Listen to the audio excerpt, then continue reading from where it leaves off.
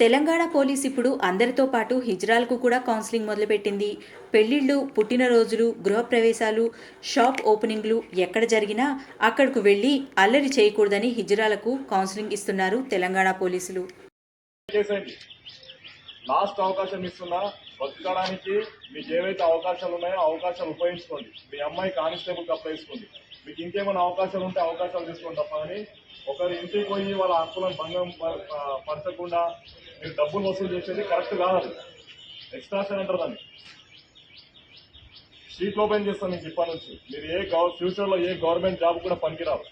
ఇప్పుడు ఈ అమ్మాయి అదే ఇబ్బంది పడుతుంది. రేపు అనవసరంగా ఇబ్బంది పడద్దు.